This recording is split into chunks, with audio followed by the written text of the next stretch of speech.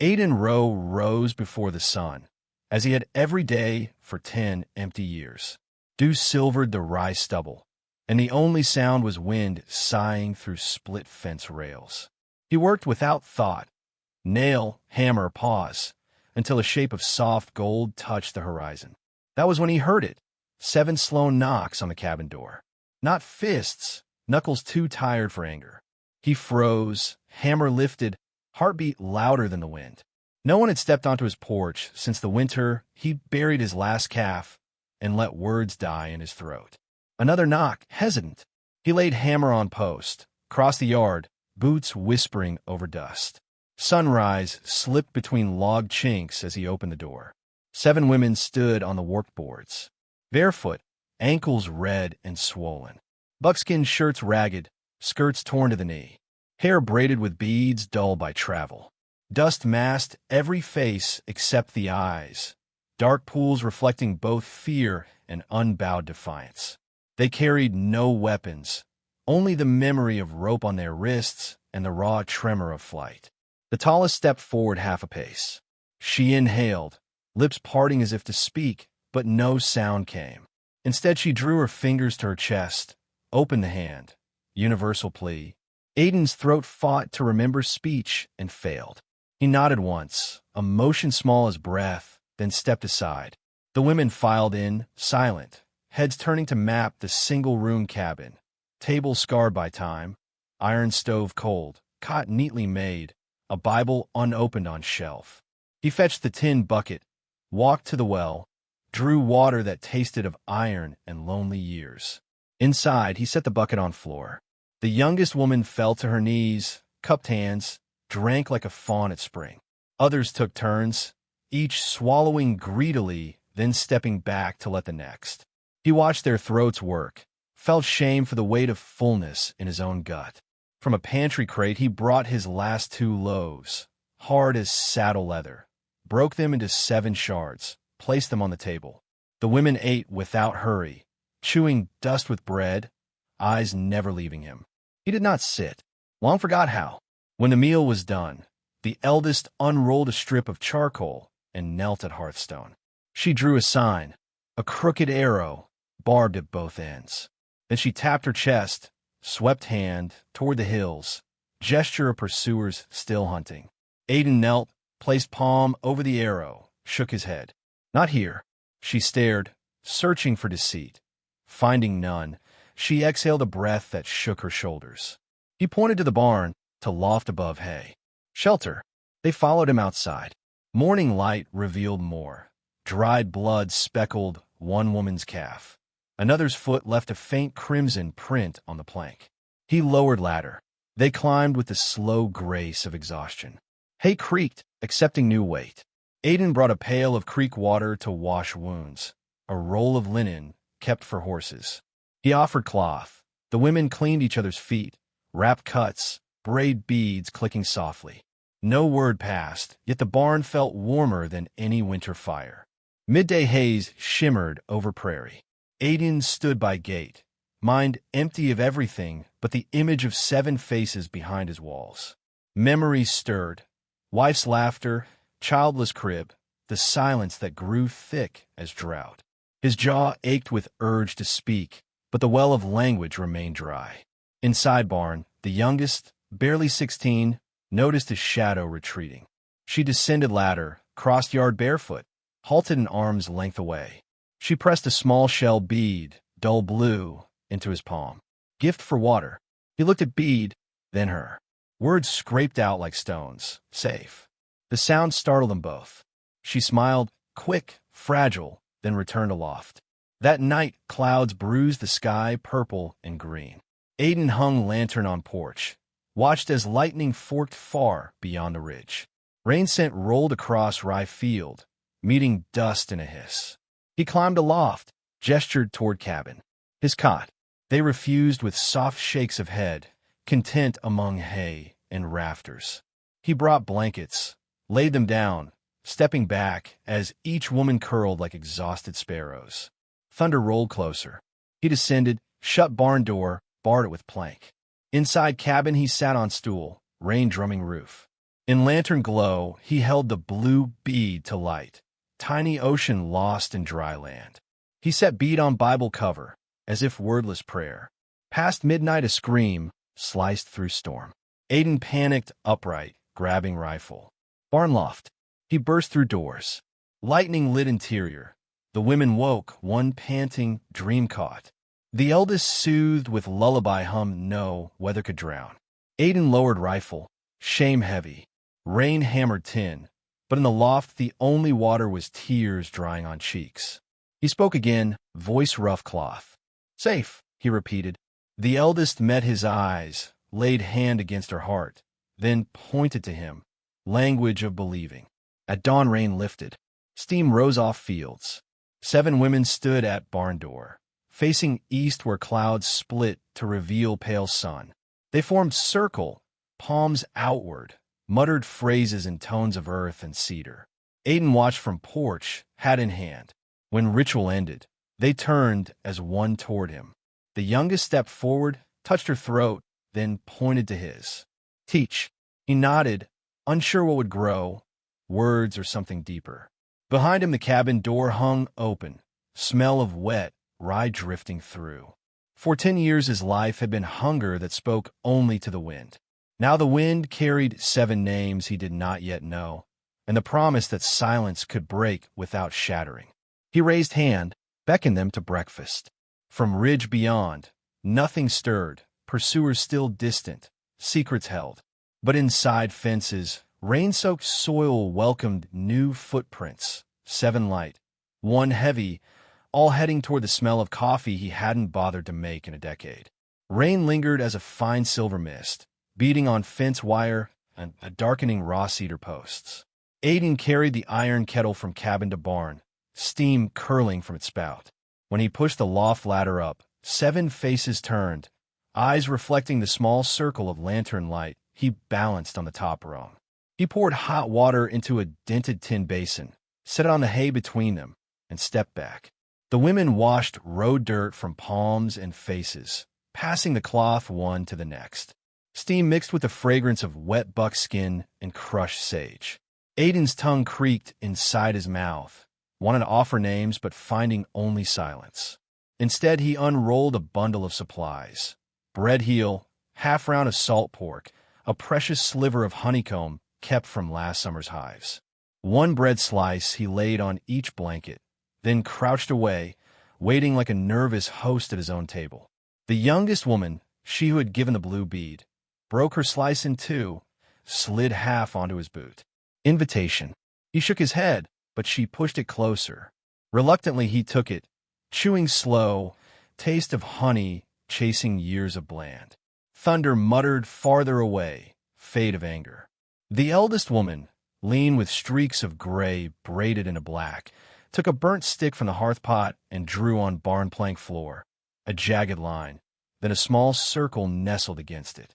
She tapped the line, then tapped Aiden's chest, River Valley, his land. She tapped the circle, then her own heart. Home. He nodded. She continued. The jagged line extended, ending in a crude symbol, 2 crossed rifles. Then she drew 7 tiny crescents and set them traveling toward the rifles. Her eyes met his, warning clear, pursuers armed, outnumbering them. Aiden breathed in hard, feeling the old weight of his Winchester against cabin wall. He tapped the barn rafters, then drew a rectangle around the crescents, shelter, defense. The eldest's mouth softened, agreement. Later, the fire sank to embers. Women unrolled thin blankets, settled in half-moon against back wall. Aiden descended ladder, but before closing hatch, he heard a soft hum, melody rising and falling like distant water. Lullaby. He stood in shadows, listening until the notes soaked into beams. Downstairs he stretched bedroll beside the stall door, rifle laid across thighs. He had slept like this in war, in cattle camps, on nights of lightning stampedes. Yet now every creak made him think of fragile forms overhead. Rain whispered against shingles, reminding him the roof still needed patching. Sometime after midnight, dreams took him. A flooding river, wife's laughter echoing off walls of the house that no longer stood. He woke to the rustle of hay. The smallest woman descended ladder, bare feet landing soft. She crossed a bucket, poured a cup of water, then knelt beside him. Moonlight from a crack in wall touched her cheek, tears tracked dry there. She tapped his shoulder, then her chest, drew a finger across both wrists, rope. She traced a circle around her throat, then 2 fingers walking away. Escape. Finally, she mimed a knife, stabbed downward. Fear of return. Aiden studied her eyes, dark, wet but steady. He set rifle aside, reached in a vest, pulled out the blue bead she'd given. She watched as he threaded it onto a rawhide cord torn from saddle tie. He handed cord to her. She looped it around neck, bead resting at hollow of throat. Her breath shuddered out, softer. She looked at rifle, then him, palms questioning. Do you fight? He set rifle on straw, palm up, shook head once. Only if forced. She nodded, then surprised him, laid her palm over his chest, feeling heartbeat. Sunless smile flickered, faded. She returned up ladder. At dawn, weak light sifted through slats. Aiden rose, stretched stiff muscles, climbed loft with bucket of warm porridge. They shared meal, steam, fogging cool air. When bowls emptied, he gestured toward corral, work. Survival meant routine. They followed outside, forming silent crew. Hay forks moved, old manure cleared, water trough filled from fresh rain barrel. 2 women re-wove broken halter using grass cord. Another patched saddle pad with sinew needle. Aiden mended gate hinge. Youngest held it steady, fingers brushing his only to steady board. By high sun, sweat shone on foreheads, but corral stood whole for first time in years. Aiden led them to orchard, where 4 gnarled trees bore few leaves. He distributed hand axes, demonstrated cut angles. They pruned, laughter brief when one branch thumped his hat. Mid-afternoon he heard distant hoofbeats, echo off canyon wall. He froze, scanning ridge, nothing yet. The eldest noticed tension, placed palm on his back, urging calm. He exhaled, nodding. They returned to work, but eyes lifted often. Evening glow washed valley pink. Inside cabin, he set pot of beans on stove. Women entered timidly, sitting cross-legged near wall. He served them first, ate last. When meal ended, he pulled wooden box from shelf, removed harmonica untouched in decade. He blew tentative note, reed rasped. The youngest clapped once, surprised. He found tune his wife once hummed, simple, slow. Women swayed. Eldest hummed harmony, lower register. Music filled cracks words could not. When final note faded, quiet rang kindly. Aiden cleared throat, tried a sentence and used for years. Tomorrow, we build. Rough but clear. The eldest set hand to heart, spoke one word of her own tongue. Promise. He didn't know meaning, but felt weight. They returned to barn. He lingered on porch, watching stars pierce dusk. In sky he traced 7 new points, each one tethered to the farmhouse that once stood empty. Inside, the Bible remained unopened, but on its cover rested the blue bead and a newly sharpened pencil, symbols of stories waiting to be written in 2 languages. Somewhere beyond ridge rifles traveled, but tonight fence stood, roof held, and silence had become something shared, tender as new leaves after rain. At first light, the valley smelled of clay and new grass, but the air held another scent. Gun oil and horse, sweat drifting faint on the wind. Aiden noticed it while hauling water to the trough. He knelt, pressed fingertips to the soft ground beyond the fence. Fresh prints for maybe 5 mounts coming from the southeast. Not coyotes this time, man. He rose slow, met the eldest Apache woman's gaze across the yard. She knelt by the cook fire, grinding corn between stones, but her eyes told him she already knew. She wiped palms, walked to the dust prints, crouched. One swift gesture, 2 fingers walking, 3 raised behind, pursuers numbered 5. Aiden's pulse thudded. 10 years of solitude had dulled his reflex, yet the memory of danger came back sharp. He motioned the women to barn. No panic, just quick, silent motion. Tools became weapons. Hay forks, adze handles, sling stones. The The youngest, beads still at her throat, filled glass bottles with water and stuffed cloth in mouths, firebombs if needed. She glanced at him for approval. He nodded, throat tight with pride and fear. Aiden retrieved his Winchester and 3 shells left in the carved box. He loaded 2, kept one in pocket, remembering the old rule. Never empty the magazine unless you mean to die. He slung bandolier across shoulder, still so light it felt like guilt. They fortified, kicked loose fence rails into breastwork behind trough. Wren, the eldest, sent 2 sisters to string rawhide cord across the narrow lane below the ridge, knee-high for galloping horses. Another woman climbed the wind-gnawed cottonwood, carrying a pouch of river stones. She would be the eyes and the first voice of warning. By noon, heat turned the far hills wavering, and with the shimmer came shapes. 5 riders, rifles across saddle bows, dust flags curling behind. They reined in at the outer gate, scanning the quiet yard, the half-rebuilt barn, the women visible only as flickers in shadow. Leader wore cavalry trousers cut to shorts, revolver low on thigh. He shouted, "Hand over the Apache runaways. The bounty is dead or alive. Save yourself trouble." His voice cracked like a whip through the rice stalks. Aiden stepped from porch, Winchester across forearm, hat brim hiding eyes. Wind tugged his coat, revealing the brass thimble necklace, blue bead glinting beside it. He breathed deep, felt 10 years of rust break free from vocal cords. His shout came raw but thunder loud. "Leave this land." The words echoed off canyon walls. First full sentence he'd uttered since burial day. They tasted like iron and fire. The women in barns stilled, hearing the vow inside the command. Leader barked laugh, kicked horse forward. 2 riders flanked. Others hung back, rifles ready. Aiden lifted Winchester halfway.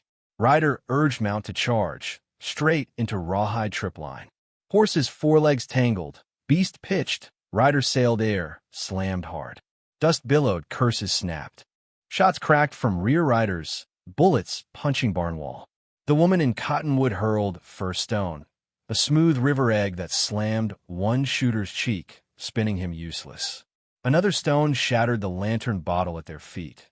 Cloth wick sparked as it met hot barrel of fallen revolver. Flash fire licked dry grass, forcing horses sideways. Leader steadied pistol, aimed at porch. Aiden sighted Winchester, squeezed. Recoil Jared's shoulder. Round tore through the man's brim, creasing scalp. Blood streaked. Pistol discharged wild in the sky. Leader screamed, clutched head, dropped reins. 2 riders wheeled to retreat. Youngest Apache sprinted from barn, swung hay fork like lance at the still-dazed man, caught in rawhide. She held tines an inch from his throat, signal enough. He froze, eyes wide at barefoot girl wielding harvest iron. In the quiet aftermath, only flames crackled where grass still burned. Wren strode into yard, lifted fallen pistol, broke cylinder, poured shells into dust. She stared at the bleeding leader, then pointed to ridge, rode out. Aiden backed her, chambers still hot. Leader staggered to horse, mounted lopsided. His men gathered him, and 5 became 3 as they pounded back the way they'd come, leaving smoke and shame curling behind. Aiden exhaled, lungs burning. The youngest lowered hay fork, hands shaking as adrenaline fled. He reached, steadied the wooden shaft, then her wrist. She looked up, fear melting to relief. Wren approached, placed palm on Aiden's chest, thump-thump under callous skin. She whispered English slow, learned over nights, words strong. The women dragged buckets, doused flames, stomped embers. Aiden inspected bullet holes, splinters, but structure sound. In barn he found ricochet scar on beam near blankets. He ran thumb over groove, gratitude humming in bones. They buried spent shells at fence line, marker for a boundary defended. Sun dipped, painting ridge blood orange. In cabin, Aiden cooked beans with sliced salt pork, the last of it, adding crushed sage for scent. They ate around table. No one spoke, yet every glance brimmed. After dinner, Wren produced small pouch of ochre clay. She warmed a drop of water, mixed paste, and on Aiden's left cheek she painted a short line, the mark of one who stands.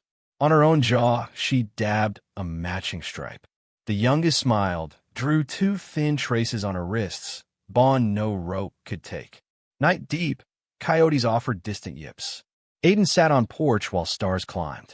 He heard soft footsteps, eldest Wren.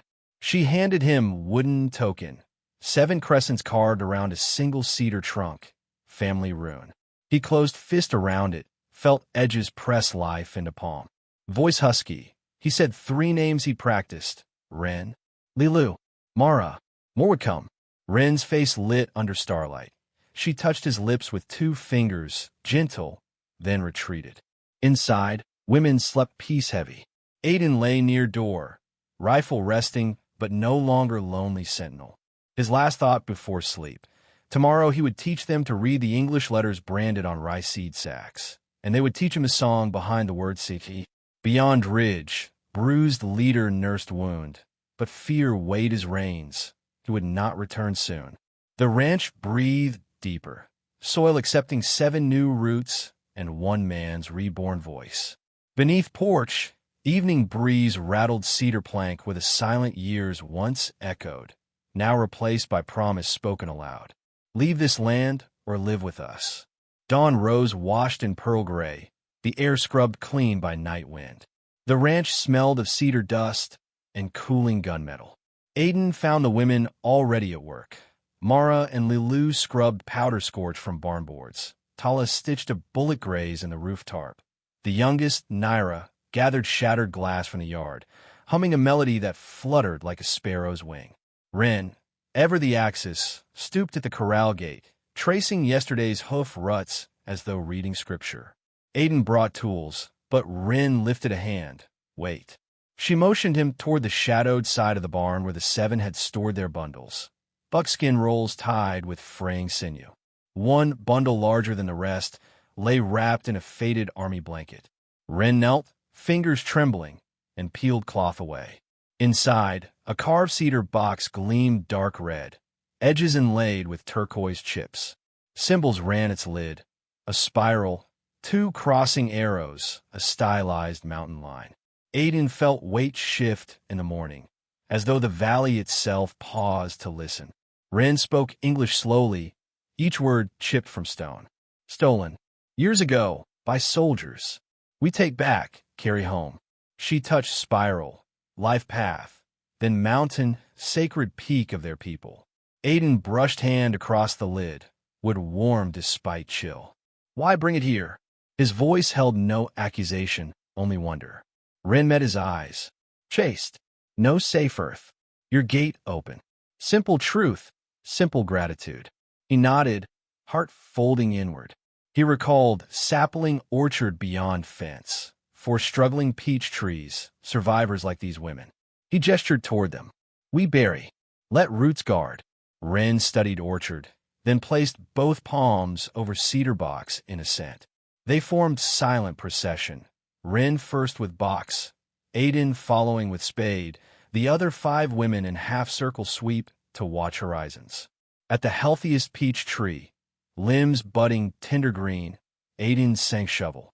Earth loosed damp scent of spring. He widened hole as sunrise bled gold through branches. Wren set box inside. Mara sprinkled sage leaves. Naira dropped 3 small river stones. Lid glimmered once before soil embraced it. Aiden tamped dirt, then knelt, pressing both hands flat. Safe, he whispered, word he'd claimed for them all. Thunder rumbled far off, as if mountain spirits answered. Wren straightened, drew charcoal stub from pouch. On the tree's trunk, she marked 7 short lines fanning from a single point. Family. She pointed to each woman, spoke names in her tongue. Aiden repeated, stumbling but earnest. Wren. Mara. Tala. Naira. Osha. Selu. Lilu. They laughed soft at his accent, but faces shone. Naira tugged his sleeve, gestured to him. Wren supply question. Your name? He swallowed. Aiden Rowe. He had not spoken surname aloud in a decade, and hearing it carried taste of iron, of plowed furrows, of his wife's laughter echoing though house long gone. Tears pricked unbidden. Wren pressed palm to his cheek, thumb catching one drop. gesture neither pity nor claim, just shared weather. Rain began mid-afternoon, fat warm drops exploding dust into scent of clay. Women rushed to save drying laundry. Aiden hammered tarp tight over hay. Storm built fast, wind wrapping cabin in thick drum. Inside, lamplight swam on log walls. Mara sliced onions into simmering beans. Selu patched Aiden's coat while he carved new spoon handles from cedar scraps. Lightning cracked. Naira flinched, clutching bead at her throat. Aiden moved closer, voice steady. Storm passes. He opened locket that hung beside bead. Inside only faded fabric scrap. "My Mary," he managed. Naira traced locket edge, comprehension softening fear. Storm, like wounds, could be weathered. Evening cleared. Rain left beads on orchard leaves and thin rivulets down the peach trunk guarding buried box. Aiden found Wren on porch, horizon bruised rose. He offered cup of chicory, sweetened with last spoon of honey. She sipped, eyes on lightning fading in east. "You speak more," she said, accent smoothing. He exhaled. Forgot how. She touched his throat lightly. "Voice is river. If dam breaks, water runs." He chuckled, a sound rough but true. He lifted small cedar plaque he'd carved while storm raged. 7 crescents cupping mountain spiral. He fixed it to porch beam with 2 square nails. Wren traced design, laid her forehead against the wood, whispering something melodic. When she stepped back, she slipped woven bracelet from wrist, red wool and deer hair, and tied it around his. Guardian, she named him. Night deepened. They gathered around fire outside, air cool and clean. Tala coaxed embers into even glow, arranged hot stones. Selu scattered kernels from salvaged grain sack. When first popcorn exploded, Naira squealed, pure child. Laughter rippled through group, startling owls. Aiden sat within circle, accepted cup of scorched corn, feeling warmth where loneliness used to hollow. He cleared throat, spoke to all. "My land is yours." No pursuer crosses gate. Words flowed, easier now, each tendon of his tongue remembering strength. Wren answered on behalf of 7. "We guard land. Land guard us." They lifted cups, clinked in silent toast. Fire spat sparks in the sky, joining constellations. Later, as embers cooled, Aiden and Wren walked orchard perimeter. Moonlight silvered wet grass. Tree trunks gleamed. At buried cedar box she paused, humming Loam. He didn't understand syllables, but reverence plain. He rested arm around her shoulders, tentative. She leaned into weight, neither lovers nor strangers, something older, like seed and soil. Before sleep he placed Bible on table, open for first time in years, but instead of verses, he sketched 7 symbols learned today, labeling each with English letters, bridging tongues. Then he added one more glyph, small open door under rising sun. Title above, home. Wind rustled roof like satisfied sigh. Rain drip counted seconds. Beneath porch beam, cedar plaque caught moon, casting faint spiral shadow on steps. Beyond ridge, wounded leader cursed valley's defenses, but when he consulted wounded pride, he turned south. Too many ghosts guarded that gate. Inside barn, 7 women breathed slow, hay scent mingling with cedar smoke. In cabin, Aiden Rose slept the sleep of river freed from dam, voice flowing in dream, repeating each of their names until they felt like roots under tongue. The prairie woke restless, clouds piling like dark cattle above the ridge. At dawn, a cold wind bowed the rice stalks, rattling porch shingles. Aiden Rose stepped onto the threshold and tasted iron on the breeze. A storm coming heavy, maybe the first true deluge since he buried Mary. He inhaled, glanced back, 7 blankets on barn loft, each rising and falling with steady breath. For the first time the sight felt less guardian duty, more quiet pride. He crossed the yard to orchard where the peach tree stood sentinel over the buried cedar box. Overnight, buds had unfurled pale petals, 7 of them. He counted, stiff pink against gray sky. He brushed a finger along one blossomed edge and whispered, "Morning, sisters." The wind carried his words through branches like a promise. By mid-morning the women stirred, slipping from loft with hair braided against the gale. Rin found Aiden setting cedar stakes in a line beyond the peach tree. He met her curious gaze, tapped the freshly hoed earth. 7 holes, he said, voice practice now. For 7 saplings. Tala and Selu fetched spades. Mara brought burlap bundles. Tiny cottonwood starts scavenged near creek bank. Naira carried a dented kettle of river silt. Together they knelt, lowering each sapling into waiting soil. Before filling the last, Rin cut a thin slice from an apple core and placed it against root, fertility token. Aiden scattered rye chaff around trunks, mulch and memory mingling. Thunder cracked, sharper, closer. Osha pointed west, a wall of rain marching, its front edge erasing hills. Aiden herded them to cabin, but Rin lingered. She pressed palms to each new tree, then to the peach. Only then did she join them on porch, hair whipping. Rain arrived in a single sheet, drenching boards, pounding tin roof like drums. Inside, Mara stoked stove. Selu laid blankets near hearth. Tala mixed cornmeal with fresh buttermilk, baking quick cakes that filled room with sweet steam. Aiden trimmed char off old ham, diced it into sizzling iron pan. They ate on floor around low table, raindrop percussion overhead. Mid-meal, a timid knock sounded, door already half open. On threshold stood Marshal Mulligan, hat slick with water. Behind him, 2 townsfolk hefted a crate stamped County Mutual Aid. Osage County sends thanks for your stand, the marshal said, voice competing with storm. He unloaded seed potatoes, a sack of coffee, coil of fresh wire, and a slim packet of legal papers. Land title cleared, he added, and bounty on those riders posted to your account. He tipped hat at the women. Seems you've more than bounty enough. Aiden accepted the deed, edges damp but ink bright. He offered coffee, but Mulligan declined, glancing at dark sky. Before leaving, he paused, studying orchard visible through slanted rain. Those trees'll stretch roots far, he said.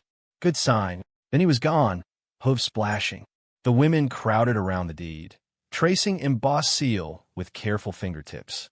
Naira tapped her blue bead, then tapped parchment, wide-eyed, freedom written in county ink. Aiden signed the back, then slid document in a cedar box he kept by hearth, relics and reason side by side. Rain eased a drizzle by afternoon. Roof leaks dripped into place pans, but laughter answered each plink. Rin unrolled a dusty fiddle, a relic from bunkhouse chest.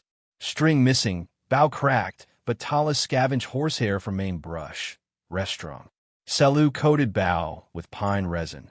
Mara tuned the remaining strings until low hum filled cabin. Rin played first note, shaky but alive.